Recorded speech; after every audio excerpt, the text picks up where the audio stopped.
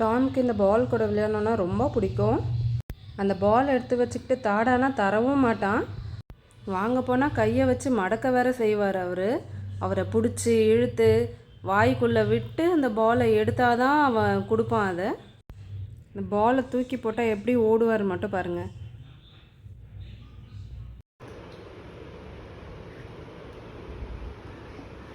அந்த பாலை பிடிச்சிட்டு எடுத்துகிட்டு போய் வச்சிருவான்.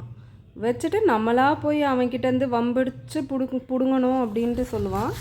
அதுக்கப்புறம் அவராக வருவார் பொறுமையாக. வந்து கேட்டாலும் இந்த மாதிரி தான் விளையாடுவார் அவர்.